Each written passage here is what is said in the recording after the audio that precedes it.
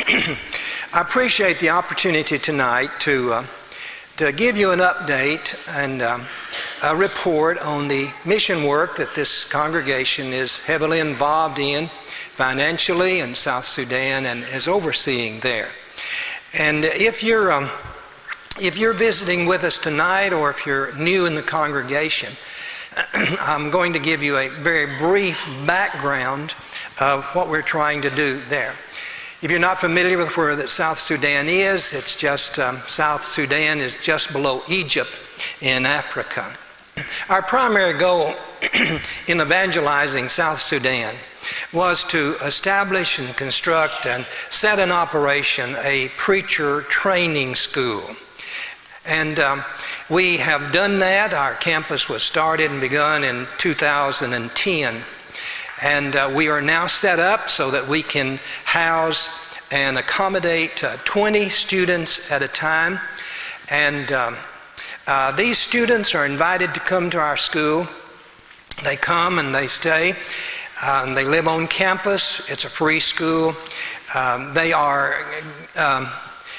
study the Bible from 8 a.m. until 5 p.m. every day, 5 days a week, for 3.5 months. This is one of our teachers right here. This is a man named Elias Udongpingi. We just call him Elias because of that. Elias is a very competent teacher. We found him in Nigeria. He had gone to Nigeria as an immigrant. He was converted there, went to a 4-year Bible school in Nigeria after becoming a Christian there, and then he came back to South Sudan, and he is South Sudanese, in order to teach in our Bible school. Elias is very competent. He doesn't do this, but he is capable of teaching Hebrew and Greek. What we do in our Bible school, and this is the first class of about 20 students that we graduated, what we do in our Bible school is we invite these students to come, and they will come for level 1. Our system is set up a little bit different. We have level 1 where people are invited to come and study. If they graduate from that, and they do well when they go back home, then they're invited to come back for level 2, which is a little more advanced study. And then if they graduate from that and do well, they're invited to come back for level 3, which is a little bit more advanced than that. Now, one of the things that we ran into when we first started our Bible school construction there was that we were well aware that there were lots of people dying all over that area for lack of $2 worth of medicine, or $3 at the most kind of medicine that would keep people alive. And it was kind of hard for us to say to these people, look, we're sorry that your children are dying for lack of a little bit of medicine. We're sorry that your husband died from malaria. We're sorry about it, but we came to preach you Jesus. Well, our conscience couldn't hardly bear that, and so finally it was settled by a parable in Matthew, the 25th chapter, when Jesus is called the parable of the sheep and the goats, and Jesus is describing the judgment day. And he says at the judgment day, Jesus is going to welcome the righteous, and he's going to say to them that because when I was hungry, you gave me something to eat. And when I was thirsty, you gave me something to drink. And when I was sick, you came and took care of me. And then the righteous in the parable are saying, Lord, when did we ever give you something to eat when you were hungry? When did we ever give you something to drink when you were thirsty? When did we ever come and take care of you when you were sick? And he says in this parable, inasmuch as you did it to one of the least of these, you did it to me. So this thing that the Lord laid on our conscience became a clinic. And so we established our clinic, and it serves about 300 to 350 patients a month. It's a little over 3,000 a year, and it's doing a tremendous service. You know, when I go to there and I visit, and I try to go by and spend a lot of time in our clinic and see how it's going, I have been there and taken this picture of this person that was very old and shriveled. And I looked at this person lying in this bed, and I thought, they are not going to live very long. And I looked at this little boy, and the nurse told me that when he was brought in, he wouldn't eat and he wouldn't drink. Wouldn't take anything by mouth. Well, you know they're not going to live very long like that. And so then I worried about that for a long time, and then a day or two later I approached the nurse and said, how did those people do that I saw? I fully expected them to say, well, they passed away, last night or something. And he said, well, they got better and they went home yesterday. And so for a $2 or $3 bit of medicine, our clinic is able to keep people alive. Medicine that you folks help is keeping people alive that would otherwise be dead. So today in our clinic we have 3 nurses, and we have 1 lab technician and 1 maintenance lady, a custodian, and then we have a clerk there as well. Now this man here is Simon. Simon is our lab technician. He is very competent. And Simon, when I go there, he's very happy to show me his list, and he keeps a detailed list of all the specimens and blood types that he looks at, blood samples, and he looks at through his microscope that Jerry Franklin gave to him. Are you here, Jerry? Well, how could I miss you down here, And he's very proud of that, and he will show me how many people that had malaria, how many people had syphilis, how many people had this, and how many people had that in the course of each month. And he's very happy that because of his microscope, he can go and tell the nurses what is wrong with this patient so they can give them the right medicine. Now, as I was thinking about describing this to you, I have to confess something to you that makes you see the inside of preachers, I guess. I've been working on this lesson for tonight for about a month or so. And I can just hear somebody smart aleck saying, well, why don't it ever show? If you work so long. And then working on it because there's so much information I think you need to know, and in such a short time to give it to you, and it's got to be said just right and just clearly and correctly and everything. And so, this morning at 4:30 I woke up. This thing was on my mind. I couldn't think of anything else. This afternoon I sat at my desk and I was working on this lesson, how to get this done just right. And I heard my computer make this little noise that it makes when it says you've got an email. Now, preface to all of that is that, we can't always find competent medical people in South Sudan to hire to work in our clinic. Now, we'd never think about doing this in our Bible school, except maybe some of the cooks, But we don't. But someone encouraged me one time when I explained this problem to me, who had been experienced in African missions, and they said, you go ahead and hire non-Christians who are able to do this, and then you convert them. Well, I thought, well, that's a wonderful way to do things, so we did. Simon was not a Christian. Well, my computer goes off this afternoon and tells me that I have an email. I go and check it. And it is from John Chalk, who is the nurse over our clinic there. And he says, Simon was baptized yesterday, and he was with me in the services this morning. And it was almost as if God was standing over to the side speaking to me and said, Don, quit stressing. This work and my work in South Sudan is going just fine, just like I want it to go. And I relaxed, because I think that's probably it. So in our staff, and we have right now, consists of 3 Bible teachers in our school. We have 6 clinic workers. We have 3 cooks. We have 2 security men. We have 1 maintenance or caretaker of a campus, and then we have 1 public school Bible teachers that I will explain to you in just a moment. So then, what progress has been made since all of this was set up? What has happened there? We have these accomplishments so far. We have a school in our clinic has begun. And we have, I'm sorry I have to turn around and look because I can't read that far. We have graduated over 125 new preachers in our school. They have graduated, 125 of them, and we have converted several denominational men.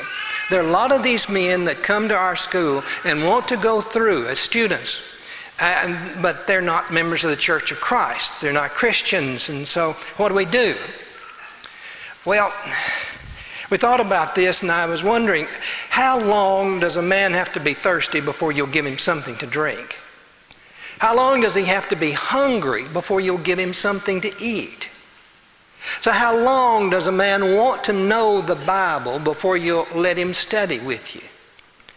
And so if they want to come and study the Bible, we admit them, because we've learned that 95% of them are going to become Christians in just a very short time, and we'll give you some examples of that as we go on through the lesson. We have now also graduated 35 men from our Level 2 program, which is a little more advanced, and our first class of Level 3 will be held this fall.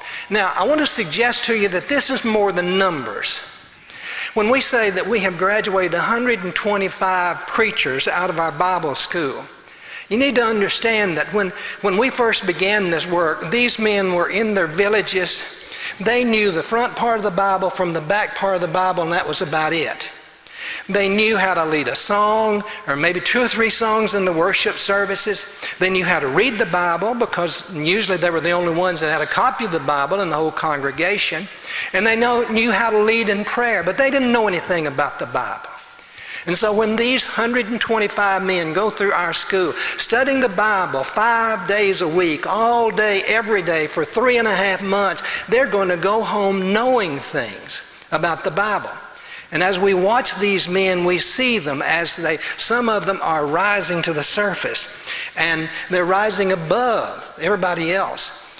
And, you know, when these men do well and they come back and they want to study some more, and they go through Level 2 and then they go through Level 3, this is something that 5 years ago did not even exist.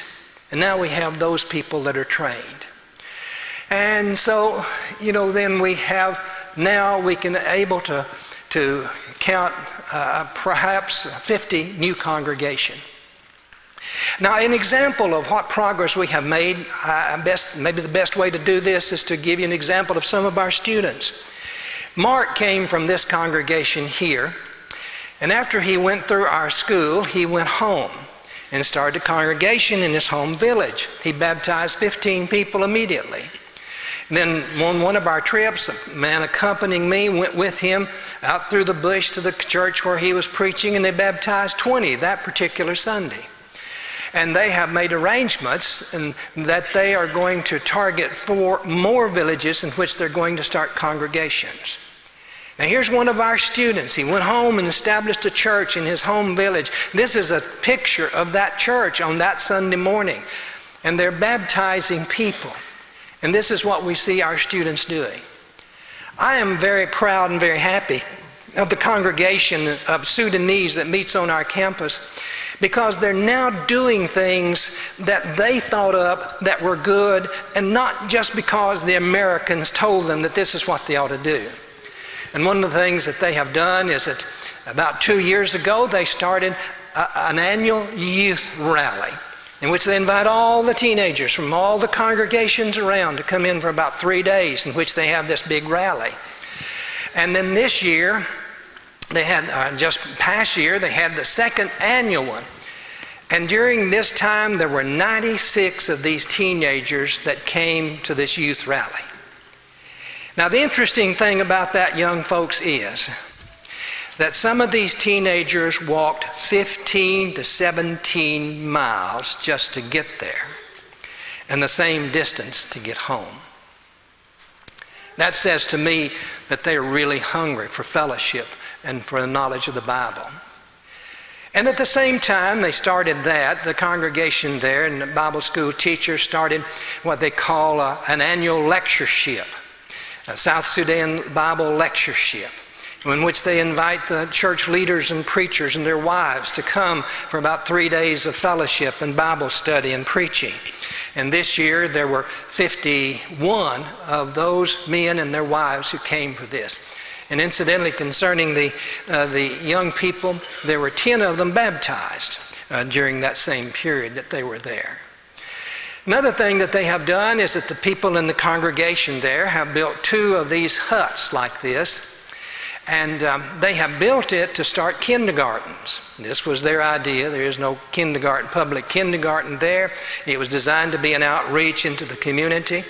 And they don't have much in the way of seating and furniture in those 2 buildings, but they are being taught. There's not much going on like that in the way that Americans would recognize, because not many American teachers are teaching while they're holding their baby, but this is the way it is. And there's not much in the way of teaching supplies either. All they have is a green board and some chalk. But the children do learn, and it is an approach to get into the community. Now, all of this, I'd like to emphasize, has been accomplished since 2010 with no Americans living in South Sudan. Trained South Sudanese are teaching their own people in their own language and in their own culture. And I also like to suggest to you this important fact to us, that when these men graduate from this school, we do not promise them that we will give them a job and support them preaching in some congregation. Because we don't want them to get into the habit of thinking, well, I'll go to school and the Americans will give me a good job and they will pay me. Nor do we tell the congregations that when you start, we're going to build you a building. Because we do not want the South Sudanese to get the idea that the Americans will build these things for you and they will pay you, and there's no need for us to do it. We want them to understand from the very beginning that the support of their preachers and the buildings that they have, that this is something they need to learn to do on their own, and not to expect the Americans to take care of them all the time. So, what does the future look like in this work then? Let me illustrate that too by some of our students. Griff, do you remember the time that you and I went to Opari? I think it was on our very first trip we made to South Sudan. We went to this village of Opari because there was a Sudanese Christian living in Nashville. That was his home village, and he wanted us to go and preach to his people. So he was there at that time. He arranged a meeting with his relatives and other people that they knew in the community, and we went out to their home place, and I guess we preached the first gospel sermon, true gospel sermon that ever been preached in that community, in that area. Well, one of our people later came and preached more and baptized more people and started a congregation there. Among those baptized was this man here named Julius. Julius is just the nicest man that you will ever meet. He speaks English very fluently, does translating for us. Julius was baptized, and within 3 months of Julius's baptism, he was teaching and baptizing other people. Now, when the time the school came, I think he was one of the first students to go to our first class, first session. And he came, but he brought some other men from the Opari congregation with him to go through the school.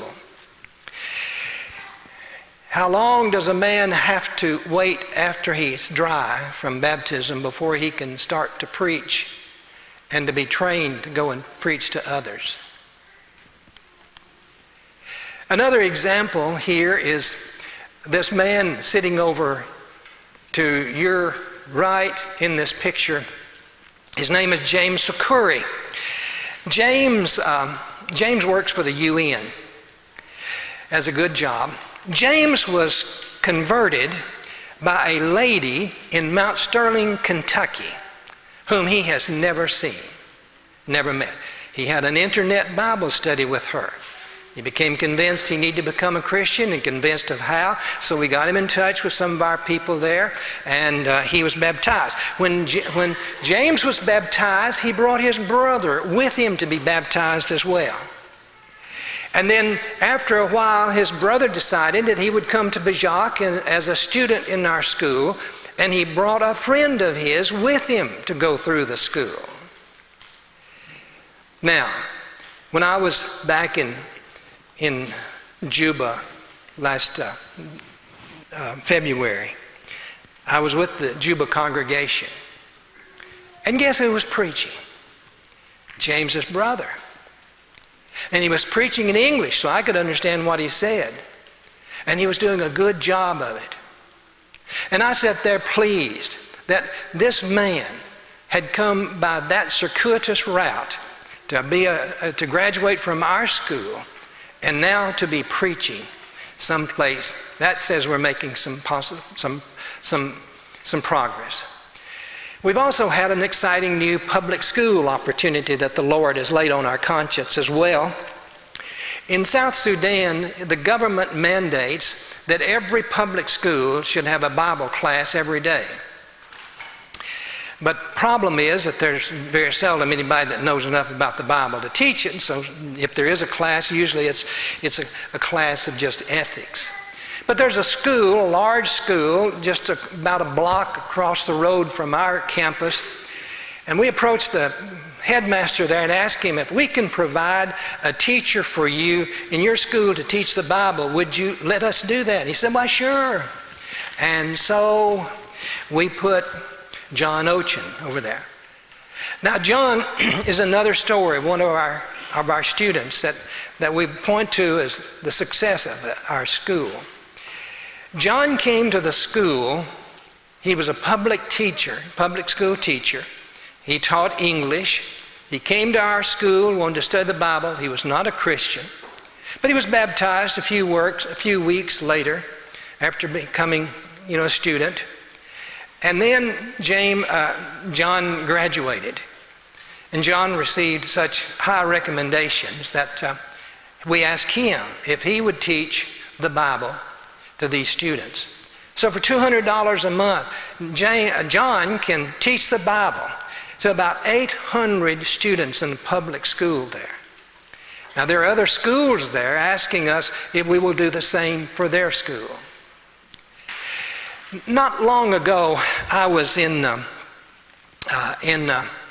Bajac, and I invited the chief and some of his sub-chiefs to come to our campus. I wanted to give them a tour of everything. So they came, and I gave them a tour of everything that we had, all of our buildings, all the work that we were doing. And we went into the room where was our medicine storage room, and while I was explaining what that room contained, I reached over into a box. Patty Willoughby, are you here? Okay, we want to ask you to stand up, but you know Patty.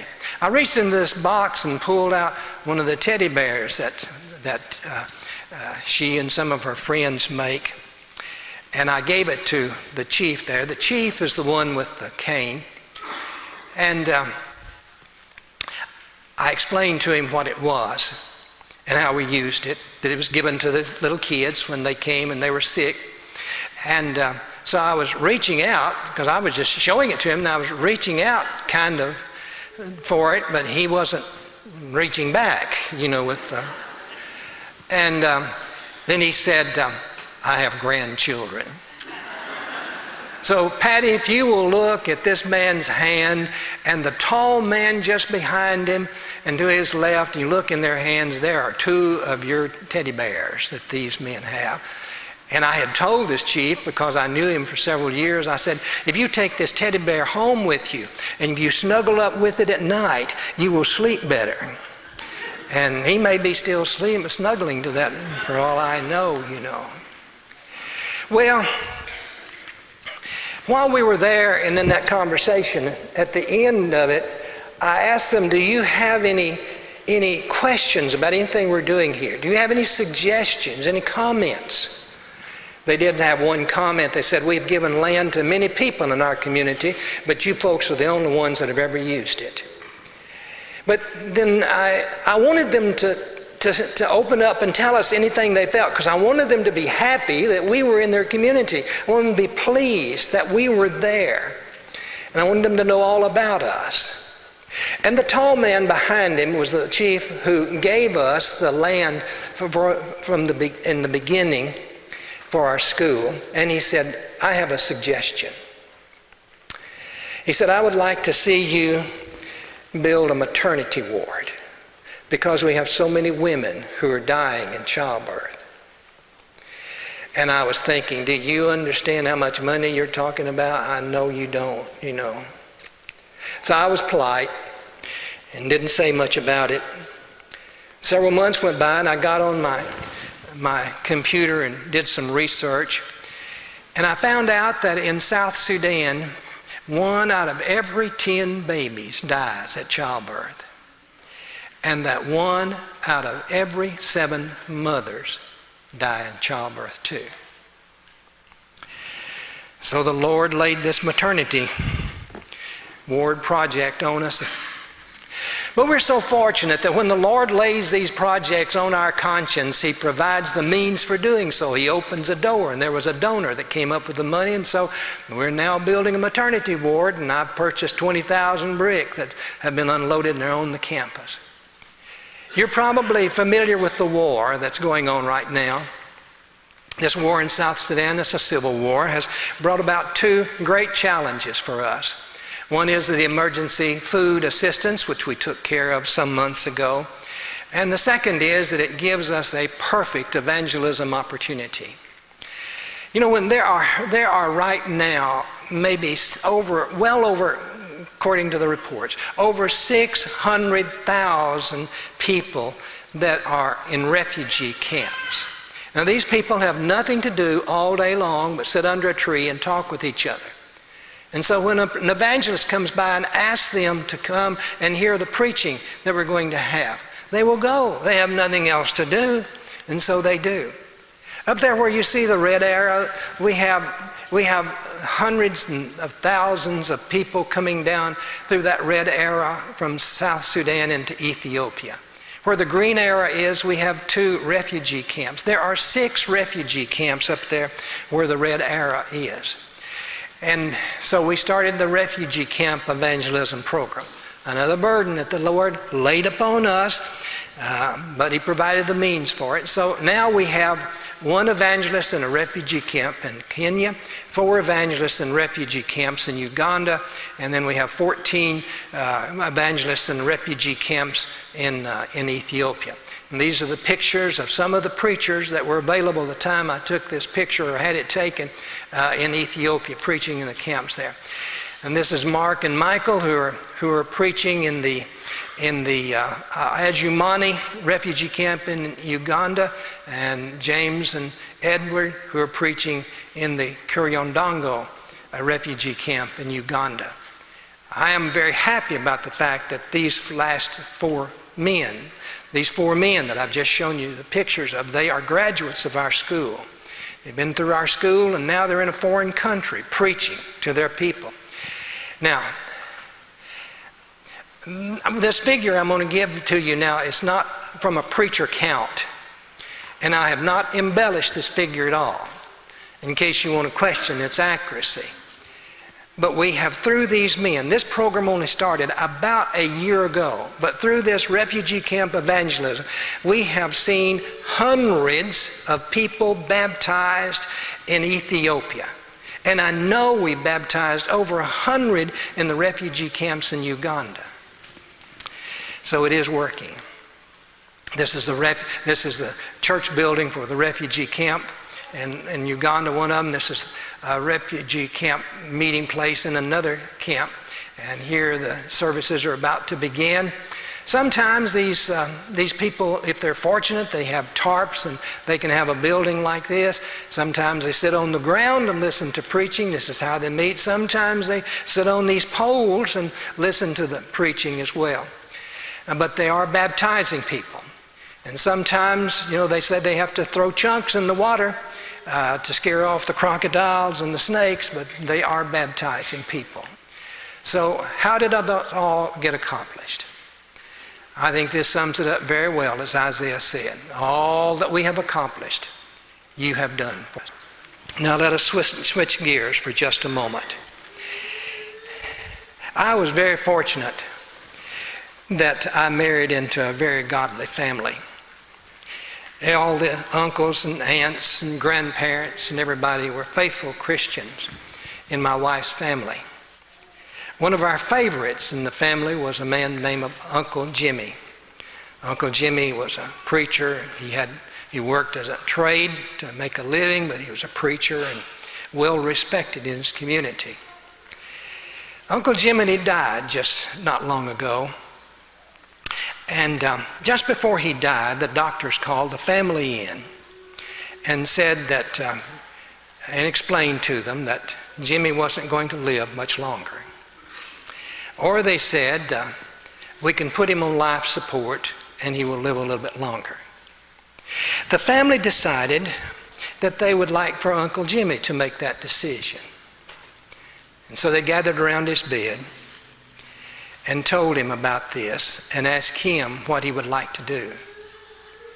And with the effort that he had, he raised his hand up, pointed upward, and said, "Home."